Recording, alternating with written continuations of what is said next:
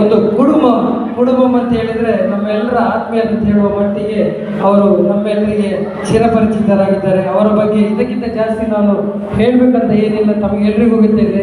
ಈಗ ಅವರು ಏನಂತ ಹೇಳಿದ್ರು, ಅವರು ಬಂದಿದ್ದಾರೆ ಹೇಗೆ, ಅವರ ಏನೆಲ್ಲ ಅವರು ಈ ಒಂದು ಹಾದಿಯಲ್ಲಿ ಏನೆಲ್ಲ ಕಷ್ಟ ಸುಖ ಅನುಭವಿಸಿದ್ದಾರೆ ಅದೆಲ್ಲವನ್ನು ಅವರು ನಮ್ಮ ಮುಂದೆ ಕೆಡಲಿಕ್ಕಿದ್ದಾರೆ. ಅದಕ್ಕಿಂತ ಮೊದಲು ಇನ್ನೊಂದು ಮಾತು ನಾನು ಹೇಳಲಿಕ್ಕೆ ಇಚ್ಛಿಸ್ತೇನೆ. ಅವರು ಎಲ್ಲರಿಗಿಂತ ಬಹುಶಃ ಜಾಸ್ತಿ ಪ್ರೀತಿ ಮಾಡೋದು ಒಂದು ಲಯನ್ಸ್ ಕ್ಲಬ್ ಬಂಡವಾಳವನ್ನು ಒಂದು ಅವರ ಮಡದಿಯಾದ ಅವರಿಂದ ಸತೀಶ್ ಕೊಡುವರವರು. ಯಾಕಂತ ಹೇಳಿದರೆ ನಮ್ಮ ಟ್ರಸ್ಟ್ ಇದು ಕೆಳಗಿನ ಒಂದು ಬಿಲ್ಡಿಂಗಿಗೆ ಅವರ ಹೆಸರನ್ನು ಇಡಲಿಕ್ಕೆ ಹೊರಟಿರುವಾಗ ಅವರು ಹೇಳಿದ್ದು ಒಂದೇ, ಸತೀಶ್ ಕೊಡು ಅಂತ ಹೇಳೋದಂತಾದರೆ ಇಡುವುದೇ ಬೇಡ, ವೃಂದ ಸತೀಶ್ ಕೊಡು ಅಂತ ಹೇಳಿದರೆ ಮಾತ್ರ ಆ ಹೆಸರಲ್ಲಿ ಇರಲಿ ಅಂತೇಳಿ. ಮತ್ತು ಇನ್ನೊಂದು ನಾನು ಈಗ ನಿಮ್ಮ ಎಲ್ಲರ ಮುಂದೆ ಹೇಳಬೇಕು ಬಂಧುಗಳೇ, ಸತೀಶ್ ಕೊಡೋರವರು ಅವರು ನಮಗೆಲ್ಲ ಹೇಗೆ ಮಾದರಿಯಾಗಿದ್ದಾರೆ ಅಂತ ಹೇಳಿದರೆ, ಇವತ್ತು ಅವರು ಬಂದರು, ಎಲ್ಲರೂ ಬರುವ ಮೊದಲೇ ನಾವು ಇವತ್ತು ಅವರಿಗೆ ಡಾಕ್ಟರ್ದು ಅಪಾಯಿಂಟ್ಮೆಂಟ್ ಇತ್ತು, ಬರೋದು ಸ್ವಲ್ಪ ಕಷ್ಟ ಅಂತ ಒಂದಪ್ಪಚ್ಚಿ ಹೇಳ್ತಾ ಇದ್ರು. ಡಾಕ್ಟರ್ ಎಗ್ರಿ ಆದರೆ ಮಾತ್ರ ನಾನು ಅವರನ್ನು ಕಳಿಸಿಕೊಡ್ತೇನೆ ಅಂತ ಒಂದಪ್ಪಚ್ಚಿ ಹೇಳಿದರು. ಆದರೂ ಡಾಕ್ಟರ್ ಪರ್ಮಿಷನ್ ಕೊಡುವ ಬಂದರು. ಬಂದ ಕೂಡಲೇ ಅವರು ನನ್ನನ್ನು ಹುಡುಕಿ ಕಿಸೆಗೆ ಕೈ ಹಾಕಿ 1,500 ನನ್ನ ಕೈಯಲ್ಲಿ ಇಟ್ಟು, 1,000 ಇವತ್ತಿನ ರಿಜಿಸ್ಟ್ರೇಷನ್ ಫೀಸ್ ಮತ್ತು 500 ರೂಪಾಯಿ ಮೊನ್ನೆದು ಯಾವುದು ನಮ್ಮ ಮ್ಯಾಗಝೀನಿಗೆ ನಾನು ಕೊಟ್ಟಿರಲಿಲ್ಲ, ಆ ದಿವಸ ಬಂದಿರಲಿಲ್ಲ, ಅದನ್ನು ತಗೋತೀನಿ. That is successful. ಸೊ ಇದು ಅವರಿಂದ ನಾವು ಕಲಿಬೇಕಾದದ್ದು. ಮುಂದಕ್ಕೆ ಕೂಡ ನಾವು ಅವರಿಂದ ಇನ್ನೂ ಕಲಿಯುವಂಥದ್ದು ತುಂಬ ಇದೆ. ಇನ್ನು ಮುಂದಕ್ಕೆ ಅವರ ಮಾತುಗಳಲ್ಲಿ ನಾವು ಅವರ ಜರ್ನಿಯನ್ನು ಸವಿಯೋಣ. ಮುಂದಕ್ಕೆ ಸತೀಶ್ ಕೊಡೋರು.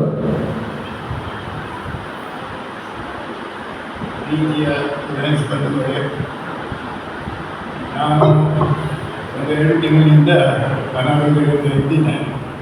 ನನಗೆ ಇದು ಮಾತನಾಡಲಿಕ್ಕೆ ಬರುವುದಿಲ್ಲ. ನಾನು ಬರುವುದಿಲ್ಲ ಅಂತ ಹೇಳಿದ್ರು ನನ್ನನ್ನು ಭಾಳ ಪ್ರೀತಿಯಿಂದ ಇಲ್ಲಿ ಕರೆದು ನನ್ನೊಂದು ಸನ್ಮಾನವಾಗಿ ಮಾಡಿದ್ದಾರೆ. ಇದಕ್ಕೆ ನಾನು ನಮ್ಮ ಕ್ಲಬ್ಬಿನ ಎಲ್ಲ ಸದಸ್ಯರಿಗೂ ಚಿರವಂದನೆಗಳು. ಹಾಗೂ ಮನದಾಳದ ಮಾತಾಡಲಿಕ್ಕೆ ಹೋದರೆ ನನ್ನ ಜೀವನದಲ್ಲಿ ನನ್ನ ಪರ್ಸನಲ್ ಆಗಿ ನಾನು ಏನು ಮಾತಾಡ್ಬೋದಿತ್ತು, ಆದರೆ ಅದು ಯಾರಿಗೂ ಅಗತ್ಯ ಇಲ್ಲ. ಯಾಕಂದರೆ ನಾನು ನನ್ನಷ್ಟಕ್ಕೆ ಬೆಳೆದವ, ಅದನ್ನು ಇನ್ನೊಬ್ಬರಿಗೆ ಹೇಳಿ ಇದು ಮಾಡಬೇಕಾಗಿಲ್ಲ.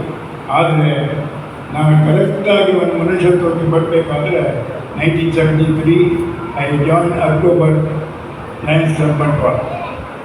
ಅಂದಿನಿಂದ ನಾನು ಹಿಂದೆ ನೋಡಲಿಲ್ಲ.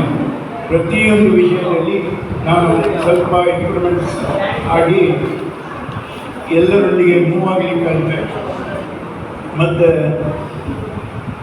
ನನಗೆ ಪ್ರೆಸಿಡೆಂಟ್ ಕೂಡಲೇ ಆಗಬೇಕಂತೇಳಿ ಎಲ್ಲ ಮನವಿ ಇತ್ತು. ಆದರೆ ನಮಗೆ ಹಿರಿಯರಂತಾಗ ಈ ಗೂಳೂರು ಅಬ್ದುಲ್ ಅಜೀಜ್ ಮತ್ತು ನಮ್ಮ DLN ಪ್ರಭು ಇವರೆಲ್ಲ ಇದ್ದರು. ಅವರನ್ನು ಬಿಟ್ಟು ನಾನು ಹೋಗಲಿಕ್ಕೆ ರೆಡಿ ಇಲ್ಲ ಅಂತೇಳಿ ಅವರನ್ನೆಲ್ಲ ಇದು ಮಾಡುವಾಗ ಅವರ ಹತ್ರ ಹೇಳಿದೆ, ನಾನು ಬೇಕಾದ್ರೆ ಯಾರು ಬೇಕಾದ್ರೆ ಹೇಳಿ ಪ್ರೆಸಿಡೆಂಟ್ ಆಗ್ತೇನೆ. ಆದರೆ ನಾನು ಆಗುವ ಮೊದಲು ಕ್ಲಬ್ಬನ್ನು ಒಂದು ಸಲ ಗಟ್ಟಿ ಮಾಡಬೇಕು. ನಾನು ಸೇರಿದ ನಂತರ 33 ವರ್ಷದವರೆಗೆ ನಮ್ಮ ಕ್ಲಬ್ಬಿನಲ್ಲಿ 19, 24, 19 ಅದಕ್ಕಿಂತ ಹೆಚ್ಚು ಜನ ಇರಲಿಲ್ಲ. ಬೆಳಗ್ಗೆ 88, 89ರಲ್ಲಿ ನಾನೇ ಪ್ರೆಸಿಡೆಂಟ್ ಆದೆ. ಯಾಕಂತ ಹೇಳಿದರೆ ಅದರ ಮೊದಲು ನಮ್ಮ ಡಾಕ್ಟರ್ ಗಂಗಾಧರ್ ಇದ್ದರು. ಆದರೆ ಎಂಥದ್ದು ಪಾಪ ಅವರಿಗೂ ಸ್ವಲ್ಪ ಇದರಲ್ಲಿ ಮುಂದುವರಿಸಲಿಕ್ಕೆ ಆಗಲಿಲ್ಲ. ಹಾಗೆ ನಾನು ಇದು ಮಾಡಿದೆ. ನನ್ನ ನಂತರ ಬಂದ ಎಲ್ಲ ಯುವ ಲಯನ್ಸ್ನವರು ಈ ಕ್ಲಬ್ಬನ್ನು ಈಗ ಎಷ್ಟರ ಮಟ್ಟಿಗೆ ಅಂತ ಹೇಳಿದರೆ ಯಾವ ಕಡೆಗೆ ಹೋಗಿ Bantwal Lions club is number 1 ಅಂತ ಎಲ್ಲರ ಮನಸ್ಸಿಗೆ ಹಾಗೆ ಹೋಗಿದೆ. ಇದಕ್ಕೆ ಕಾರಣ ನಾವು ಏನೋ ಒಂದು ಕ್ಲಬ್ಬನ್ನು ಉಳಿಸಿಕೊಟ್ಟಿದ್ದೇವೆ. ಆದರೆ ಇದಕ್ಕೆ ಫಸ್ಟ್ ನಾವು ಸೆಲ್ಯೂಟ್ ಹೊಡಿಬೇಕು ನಮ್ಮ ವಸಂತವಾಣಿಗೆ. ಯಾಕಂತ ಹೇಳಿದರೆ ಫಸ್ಟಿನಿಂದ ಈಗಿನ ತನಕ ಯಾವ ವಿಷಯವೂ ಇದ್ದೀವಿ ಲಯನ್ಸ್ ಕ್ಲಬ್ ಅವರ ಕನಸಿನಲ್ಲಿ ಇರುವುದೇ ಇದು ಇಂಪ್ರೂವ್ಮೆಂಟ್ಸ್ ಮಾಡಲೇಬೇಕು, ಅದಾಗಬೇಕು, ಇದಾಗಬೇಕು, ನನ್ನ ಕಾಲನ್ನು ನೋಡಬೇಕು. ಅದೇ ವಿನ ಅವರು ಸಹ ಬೇರೆ ಯಾವ ಇದಕ್ಕೆ ಕೊಟ್ಟಿಲ್ಲ. ನನ್ನ ಒಟ್ಟಿಗೆ ಅವರಿಗೆ ನಾನು ಎಷ್ಟೋ ಸಲ ಕರೆದೆ ಡಿಸ್ಟಿಕ್ಕಿಗೆ ಒಂದು ಸಲ ಜಾಯ್ನ್ ಆಗಿ ಬನ್ನಿ ಅಂತೇಳಿ. ಅವರು ಯಾವುದಕ್ಕೂ ರೆಡಿ ಇಲ್ಲ. ಹಾಗೆ ನಾನೇ ಡಿಸ್ಟಿಕ್ಕಿಗೆ ಹೋಗಬೇಕಾಯ್ತು ಆ ಟೈಮ್ನಲ್ಲಿ. ಹಾಗೆ ನನ್ನ ಡಿಸ್ಟಿಕ್ನಲ್ಲಿ ಎಲ್ರಿಗೂ ನಾನೊಂದು ಚಿರಪರಿಚಿತ ಆಗಿದೆ. ಆ ಟೈಮ್ನಲ್ಲಿ ನನ್ನನ್ನು ಗವರ್ನರ್ ಅಂತ ಹೇಳ್ತಿದ್ದೆ. ಅಂದರೆ 85 ಕ್ಲಬ್ಬಿನಲ್ಲಿ ಸಹ ನಾನು ವಿಸಿಟ್ ಮಾಡಿದ್ದೀನಿ. ಎಲ್ಲ ಕಾನ್ಫರೆನ್ಸಿಗೂ ನಾನು ಅಟೆಂಡ್ ಆಗಿದ್ದೇನೆ. ಎಲ್ಲ ರೀಸನ್ ಕಾನ್ಫರೆನ್ಸಿಗೂ ಫಸ್ಟ್ ನನ್ನ ಹೆಸರು ಇದ್ದು ಮಾಡೋದು. ಬಂಟ್ವಾಳ ಕ್ಲಬ್ ನನ್ನ ಹೆಸರು ಒಂದು ಬರ್ಬಿಡಿ ಅಂತ. ಹಾಗೆ ನಾನು ಎಲ್ಲರೊಟ್ಟಿಗೆ ಮುನ್ವಾಗಿ ಈ ತನಕ ಇಂದಿನ ತನಕ ಸಹ ನಾನು ನಿಮ್ಮ ಒಟ್ಟಿಗಿದ್ದೇನೆ. ನಿಮ್ಮ ಆಶೀರ್ವಾದ, ನಿಮ್ಮ ಸಹಕಾರದಿಂದ ನನ್ನ ಜೀವನವನ್ನು ಹೀಗೆ ನಡೀತಾ ಉಂಟು.